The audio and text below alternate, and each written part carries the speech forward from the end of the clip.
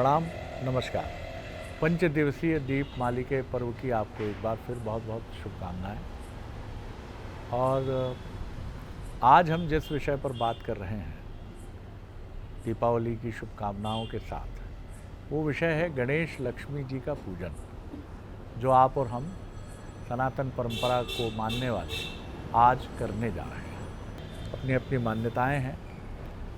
मान्यताएं निश्चित तौर पर उनका एक आधार होता है, लेकिन एक बड़ा जो वर्ग है वो लक्ष्मी पूजन और गणेश पूजन को ही दीप पर्व का आरंभ और उसके उत्सव का आरंभ मानता है। लेकिन अगर इसको राम से जोड़कर देखें तो विद्वानों का मत है कि राम के आगमन की श्रृंखला मंगलवार से जुड़ती है। इस पर और प्रकाश डालेंगे हमारे विद्वान वक्ता। लेकिन आज गणेश लक्ष्मी पूजन का दीप पर्व से जुड़ाव, और क्यों गणेश और लक्ष्मी, गणेश तो फिर भी हम समझ सकते हैं कि उनका प्रथम पूजनीय है, वो प्रथम वंदनीय है, उनका स्वरूप और रूप हम सबके सामने स्पष्ट है। लेकिन गणेश जी के साथ लक्ष्मी जी की एक शुभमय उपस्थिति और उनकी पूजा, इसके पीछे क्या गाथा है, क्या दृष्टि है, क्या दर्शन है, इन तमाम पहलुओं को समझने की कोशिश करेंगे। तो चलिए सीधे चलते हैं हमारे विद्वान वक्ता, भगवत गीता के अध्येता, मानस ब्रह्मज्ञ प्रोफेसर डॉक्टर सुरेंद्र बिहारी गोस्वामी जी के। गोस्वामी जी, पहले तो इसी को थोड़ा सा शास्त्रोक्त दृष्टि से स्पष्ट करें। जी, मैं देख रहा था शरद जी कि आपने बड़ी विद्वता के साथ जो है अच्छी मीमांसा कर दी है। मतलब पर्व के संदर्भ में जो है, यदि मुझे लगे कि एक पांडित्यपूर्ण क्या भी मीमांसा हो सकती है, आपने कर दी। सबसे पहले तो मैं आपको कहूँ कि ये वो महापर्व है दीपावली का, जिसमें प्रत्येक 5 दिवस का प्रत्येक दिन दीपावली है। प्रत्येक दिन जो है अनंत आनंद का है, ज्योतिर्मय पर्व है। इसलिए हर व्यक्ति के लिए जब कहते हैं ना कि 1 नहीं, 2 नहीं, 3 नहीं, 5-5 दिन तक के आप लगातार आनंद में दीपोत्सव मनाएं, तो ये दीपोत्सव इसीलिए कहा जाता है कि 5वें दिन की दिवाली है। अब दिवाली के जो 5 दिवस वर्णित हैं, जिस पर अपन ने विगत विषय पर चर्चा भी की थी, इसका प्रारंभ होता है धन्वंतरि से, त्रयोदशी से। त्रयोदशी का पर्व जो होता है वो भगवान धन्वंतरि के प्रकाट के लिए समर्पित होता है। उस दिन धनाध्यक्ष कुबेर और धन्वंतरि की आराधना आप करते हैं। चतुर्दशी जो आपके प्रक्रिया में आती है, उस दिन जो है नरकासुर का वध होता है और यम द्वार खुलते हैं, और उस दिन यम नचिकेता के बीच आत्म तत्व की प्राप्ति होती है, जिसे आप नरक चौदस या रूप चौदस भी कहते हैं। वो त्रयोदशी के दूसरे दिन होता है। फिर आप अमावस पर प्रवेश करते हैं, जिस दिन समुद्र मंथन में मैया लक्ष्मी सिंधु सुता हुई थी, और श्रीकंता अर्थात जो है नारायण के को लक्ष्मी मिली थी और सिंधु से प्रकट हुई थी, देवताओं के दारिद्र्य का नाश किया था। फिर आप प्रकट करते हैं प्रथम दिवस में, अर्थात एकम में, जिस दिन राम लला रावण का वध करके अयोध्या आए थे, जिस दिन चहुओर जो है अयोध्या सजी हुई थी, जिस पर अपना चिंतन इस विषय पर भी हुआ है। फिर दूसरे दिन जो है यम द्वितीया कहलाता है, जिस दिन हम भाई दूज मनाते हैं। ये 5 दिन के 5 पर्व हैं। मूल रूप से भौतिकता में दौड़ते हुए लोग लक्ष्मी पूजन पर अपना ध्यान विशिष्ट रूप से आकर्षित कर देते हैं। उन्हें लगता है कि मेरे घर मैया लक्ष्मी आएगी। कौन नहीं लक्ष्मी को चाहता उनके जीवन में, लेकिन लक्ष्मी के अलग अलग स्वरूपों में आनंद की अनुभूति करते हैं। लक्ष्मी की श्रेष्ठतम पूजा जो लोग करते हैं, आप देखिए वहाँ 3 स्वरूप में लक्ष्मी विद्यमान होती है। गणेश जी बैठे होते हैं, लक्ष्मी जी बैठी होती हैं, और सरस्वती जी भी बैठी होती है वीणा लिए। बिल्कुल ठीक, ध्यान रखिएगा। आपके जीवन में संकट का विनाश हो जाए, विघ्न रहे ही ना आपके जीवन में, और आपकी बुद्धि प्राप्त हो, जिससे आप शुभ और लाभ दोनों आपके जीवन में आए, तो आप श्री गणेश की आराधना करते हैं। श्री गणेश की आराधना, शरद जी आप एक बात समझ लें, श्री गणेश की आराधना प्रत्येक कल्प में, प्रत्येक विकल्प में और प्रत्येक समय में की जाती है। जब भी कोई आप अपने जीवन में प्रारंभ करते हैं तो उसे ही श्री गणेश कहते हैं। ध्यान रखिएगा। आप यदि बोलचाल में कहें तो आपसे कोई कह सकता है कि आप अपनी दिनचर्या का श्री गणेश कब करते हैं, अर्थात प्रत्येक क्षण शुभता, निष्कंटक, विघ्नहर्ता आपके साथ रहे, बुद्धि आपकी जागृत रहे, वो श्री गणेश है। जब भी कोई शुभता का समय आए, बिना गणेश के कोई भी पर्व, कोई भी पूजा, कोई भी आराधना, कोई भी कर्म नहीं होता। अब आप उनका ध्यान करते हैं या नहीं करते हैं, ये पृथक विषय वस्तु है, लेकिन वो आपके साथ रहते हैं, ये तय बात है। तो श्री गणेश की विद्यमानता वहाँ पर होती है ताकि किसी प्रकार का विघ्न ना हो। फिर ज्ञान दृष्टि जागृत रहे, कहीं संसार की भौतिकता में आप मंगता मत हो जाइए। ठीक बात है। क्योंकि मंगता हो जाएंगे तो फिर ध्यान रखिएगा, आपको अमृत भी नहीं मिलेगा, आपको श्री भी नहीं मिलेगी। महालक्ष्मी के प्रकाट्य की पृष्ठभूमि में पुराणगत बड़ी गूढ़ प्रक्रिया निहित है। आप देखिए, इंद्र को दुर्वासा ऋषि ने, इंद्र ने प्रणाम किया और अपने ऐरावत हाथी पर निकल रहे थे इंद्र जी, और उन्होंने उतरकर परमात्मा दुर्वासा दिखाई पड़े तो उतरकर उनको प्रणाम किया। दुर्वासा ने अपने गले में पहनी हुई माला इंद्र को दे दी, के गले में डाल दी, जैसा हम डालते हैं लोग आनंद में, अच्छा पुत्र तुम बढ़िया कार्य कर रहे हो। इंद्र जो है अभिमान में है, इंद्रियों को हमेशा अभिमान रहता है, तो इंद्रियों के अधिपति को क्यों अभिमान नहीं रहेगा? आँख को, हाथ को, कान को, नाक को कितना अभिमान है, तो उनके अधिपति हैं इंद्र। तो इंद्र को अभिमान है, वो माला लेके ऊपर पहुँचे और उन्होंने माला को यूं ऐरावत की तरफ उछाल दिया। ऐरावत ने उसको अपने सूंड से पकड़ लिया। दुर्वासा की दृष्टि पहुंच गई। उन्होंने कहा, इतना अभिमान कि मेरी दी हुई दिव्य माला कंठ में धारण करने की बजाय तुमने उतार करके वो ऐरावत के मस्तक पर रख दिया, ऐरावत की सूंड में रख लिया। दुर्वासा ऋषि ने श्राप दे दिया, श्री विहीन हो जा। ओह, अब श्री विहीनता का श्राप जैसे ही दिया तो दरिद्र हो गए इंद्र, पदच्युत हो गए इंद्र, दरिद्रता आ गई। इंद्र जब राजा श्री विहीन हो गए तो पूरी प्रजा श्री विहीन हो गई। सारे देवता जो हैं वो, लक्ष्मी चली गई वहां से रूट करके, श्री चली गई वहां से, श्री विहीन हो गए। असुरों ने कब्जा कर लिया, बलि जो है वो त्रिलोकपति हो गए। तो अब बलि को पराजित करना कठिन हो गया, तभी तो उन्होंने समुद्र मंथन की प्रक्रिया की। तो अब वो श्री विहीन, तो जब समुद्र मंथन की प्रक्रिया की तो उसमें से नाना प्रकार के रत्न निकले, नाना प्रकार के। ध्यान रखिएगा, श्री विहीन देवता असुरों के साथ मिलकर के और वो मंथन करने में लगे हुए हैं, लेकिन उनकी एक धारणा है, उन्हें तो श्री का प्रकाट्य चाहिए। लोग अमृत के प्रकाट्य को विस्मृत कर गए हैं, देवताओं को श्री चाहिए, श्री, क्योंकि अमृत तो उनके जीवन में है। वो तो अजर अमर शरीर लेकर आए हैं, जब तक उनकी आयु वर्णित है, कर्म फल वर्णित है, उनका क्षय नहीं होना है। तो उन्हें तो श्री के दर्शन करने हैं कि श्री प्रकट हो, कहाँ चली गई हैं, तो स्तुति कर रहे हैं। ध्यान रखिएगा, देवी भागवत के सारांश स्वरूप दुर्गा सप्तशती बनी है। दुर्गा सप्तशती में एक गूढ़ तत्व है, प्रधानी रहस्यम। प्रधानी रहस्यम में सारे देवताओं की जननी है महालक्ष्मी। महालक्ष्मी शब्द सुना होगा आपने, एक लक्ष्मी है, एक महालक्ष्मी। तो महालक्ष्मी से ही लक्ष्मी का प्रकाट्य हुआ, महालक्ष्मी से ही शिवा का प्रकाट्य हुआ और महालक्ष्मी से ही सरस्वती का प्रकाट्य हुआ। महालक्ष्मी ने स्वयं अनुसंधान करके इन त्रिदेवियों को प्रकट किया और त्रिदेवताओं को समर्पित कर दिया, जो भी महालक्ष्मी से ही प्रकट हुए हैं। सचराचर सृष्टि का प्रत्येक कण कण महालक्ष्मी से प्रकट हुआ है। ध्यान रखिएगा। तो अब इसलिए के बहुत से लोग अष्टलक्ष्मियों की पूजन करते रहते हैं। महालक्ष्मी यानी श्री, महालक्ष्मी यानी संसार में दो मूल मंत्र जिसके जीवन में आ गए, उसका जीवन समझ लीजिए फिर वो आनंद में हो गया। ओंकार को जिसने समझ लिया और श्री को जिसने आत्मसात कर लिया, उसका जीवन तृप्त हो गया। श्री आते ही, ध्यान रखिएगा, राम जी का स्वरूप कितना सुंदर लगता है जब मैया जानकी के साथ होते हैं। लखन सिया राम ना हो तो फिर जीवन का आनंद हट जाएगा। लक्ष्मी नारायण के साथ ही सुशोभित होती है, शिवा शिव के साथ ही सुशोभित होते हैं, ब्रह्मा सरस्वती के साथ ही सुशोभित होते हैं, ब्रह्म प्रकृति के साथ ही सुशोभित होता है। क्योंकि ब्रह्म होता तो है, प्रकृति ना हो, श्री ना हो तो प्रकट नहीं होता। इसलिए तो आप किसी भी परमात्मा का नाम बिना श्री के ले ही नहीं सकते। श्री उसमें है ही। तो आपने पूछा कहाँ है राधा में, कृष्ण कहाँ है? श्री कृष्ण, श्री लगी हुई है।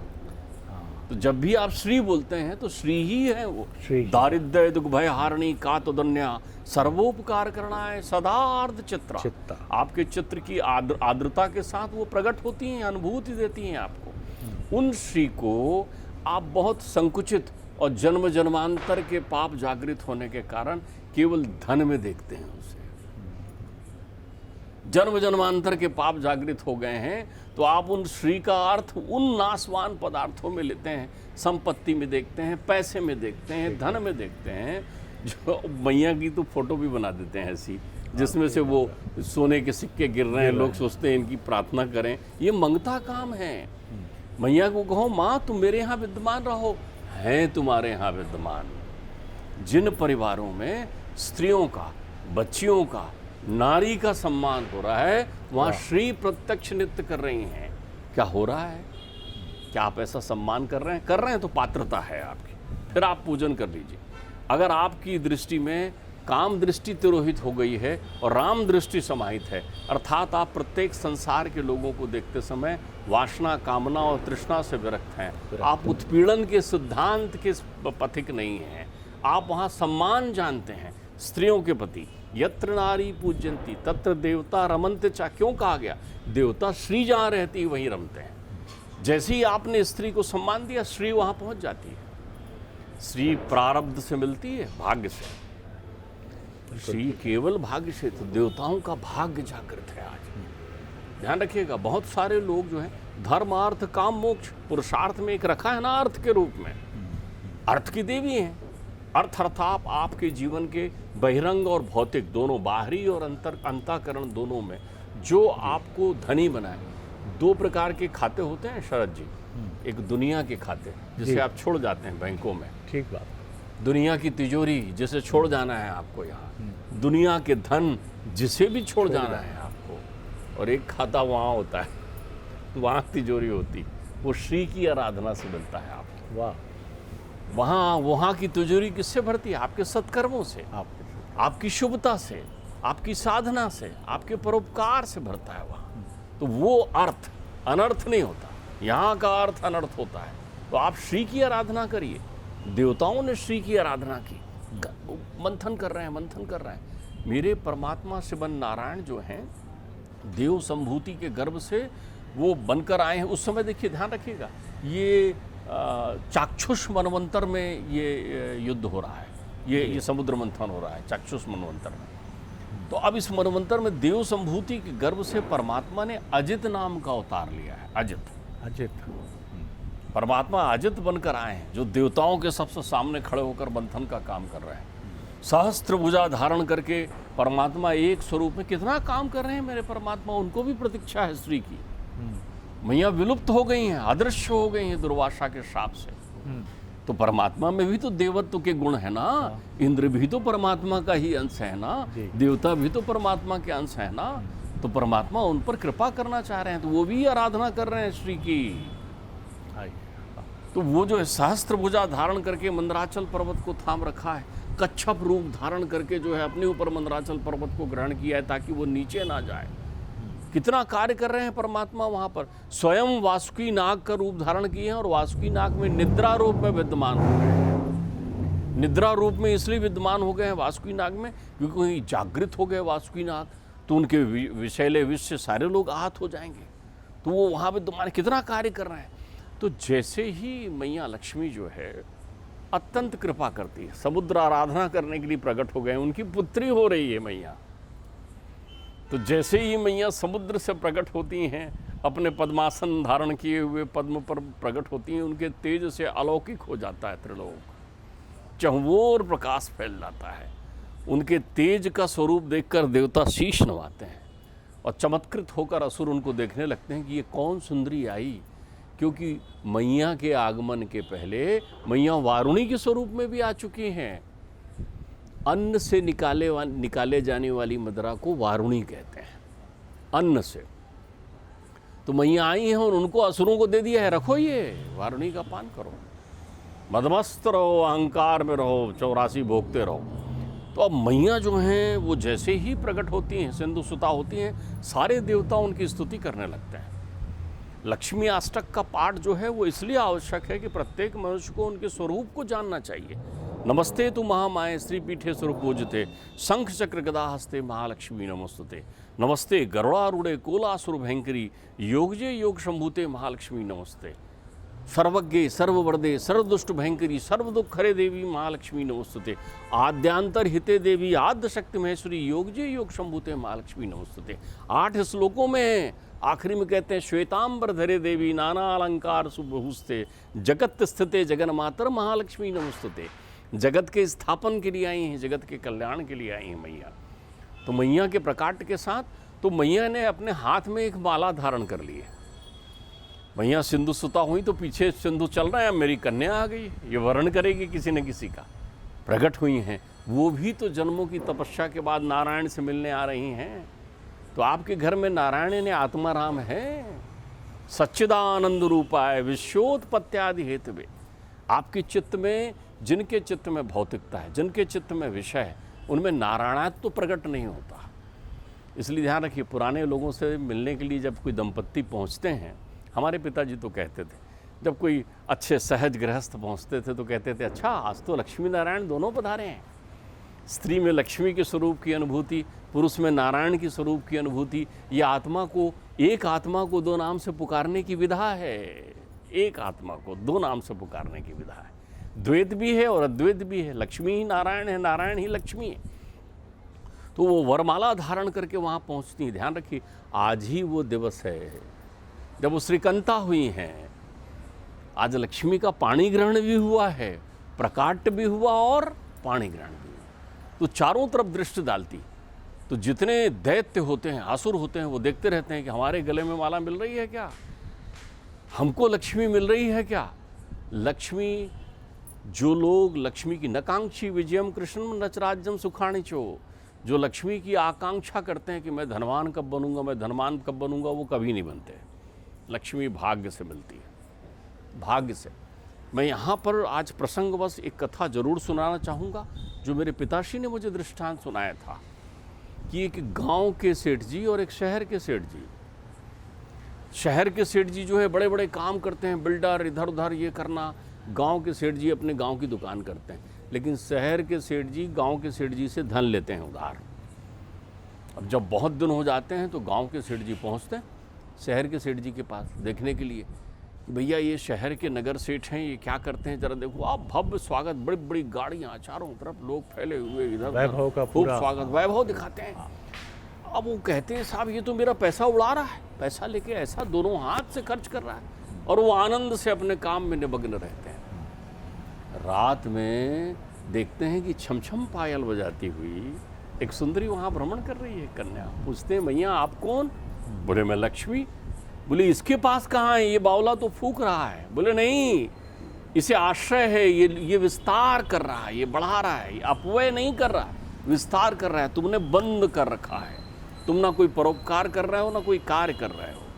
तो मैं वहीं रहती हूँ जहाँ मेरा विस्तार किया जाता है, मैं वहाँ किसी काम की नहीं रहती जहाँ मुझे बंद कर लिया जाता है। ध्यान रखिएगा।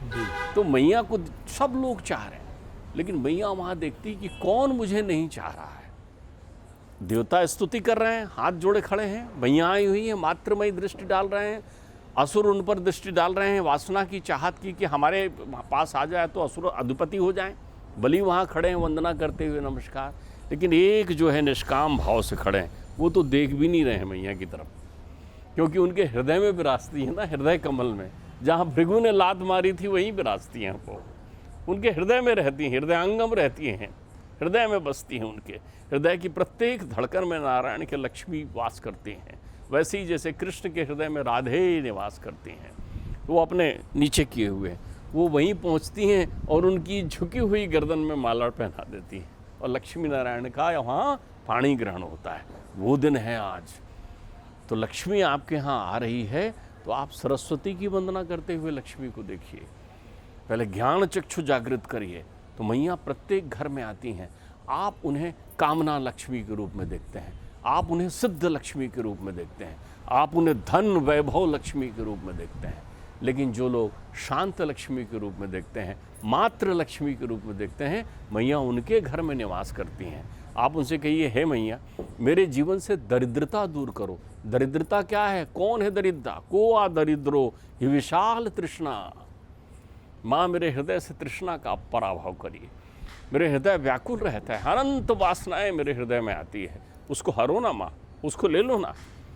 मेरे जीवन में भव रूपी रोग लगे हुए हैं माँ, अंधेरा रहता है मेरे घर में विषयों का, उसे नष्ट करो ना।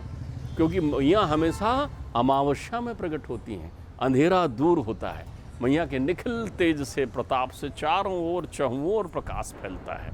तो अपने जीवन में आप केवल धन लक्ष्मी के पीछे मत दौड़िए, अपनी जीवन की जन्म जन्मांतर की दरिद्रता को समाप्त करने का आज दिन है। आज वो तिमिर खत्म कर दीजिए जो तृष्णा के रूप में तुम्हारे जीवन में है, और आराधना करिए, मैया से निवेदन करिए कि तुम ही हो मैया, महिषग्ने महामाए चामुंडे मुंड मालिनी काम्याच्युतम देई देम ब्रह्मचारिणी। कहो मैया आप ही श्री हो, आप ही ह्री हो, आप ही क्लींग हो, आप ही सचराचर सृष्टि में प्रत्येक तत्व की शक्ति हो। जहाँ लक्ष्मी है वहीं भक्ति है। बहुत सुंदर है। और आप देखिए कि ये मंत्र कितना अद्भुत है, जो सत्य है। लक्ष्मी विस्तार के साथ पुष्पित पल्लवित करती हैं उन आराधकों को, जो लक्ष्मी को बंदी बनाकर रखने की, एक कौन बनाकर रखेगा लक्ष्मी को बंदी, तो भ्रम है मनुष्य का। लेकिन मैं सोच रहा था जब डॉक्टर साहब ये उदाहरण हमें दे रहे थे, मैंने ऐसे समाचार पत्रों में, समाचार माध्यमों में ऐसी कितनी खबरें पढ़ी हैं कि भिक्षुक था, भीख मांगता था सिग्नल पर, और जब उसकी टूटी फूटी झोपड़ी की तलाशी मृत्यु के बाद उसके परिजनों ने ली या अन्य लोगों ने देखा तो वहाँ लाखों रुपए मिले। यानी एक भिक्षुक जो फटे वस्त्र पहनकर, यानी आप देखिए लक्ष्मी होते हुए लक्ष्मी नहीं है, क्योंकि विस्तार नहीं है। आप उसके बाद भी उसी दरिद्र की तरह ही रह रहे हो, वही जूना पुराना कपड़ा, वही खाने के लिए वही दरिद्र की तरह इतना इतना सा, वही कृशकाय शरीर, और दूसरी तरफ बड़े बड़े घराने हैं, उद्योग समूह हैं, और ऐसे लोग भी हैं जो बहुत घोर घनघोर परिश्रम करते हैं और प्रतिदिन श्रीयुक्त रहते हैं। देखिए कितना सुंदर शब्द है। श्री का मतलब होता है आपका चेहरा आभा युक्त हो, आपके वस्त्रों से आभा फूटे, आप जहाँ रहते हैं वहाँ आभा हो, आभामय हो पूरा आपका जगत, और ये विस्तार से संभव है। तो पहला मंत्र तो आज यही है कि लक्ष्मी विस्तार के साथ आगे बढ़े। और बहुत सुंदर बात है कि लक्ष्मी अगर आपके यहाँ रहें तो आपकी नारायण की पात्रता है क्या? क्या आप स्वयं नारायण हैं? उस तरह का आचरण है? और स्त्री है तो क्या वो माँ लक्ष्मी जैसी भूमिका में है? जैसा डॉक्टर साहब ने कहा कि जब ऐसा कोई विद्वत दंपत्ति घर आता था तो उनके पिताश्री कहते थे कि वाह साक्षात लक्ष्मी नारायण पधारे हैं।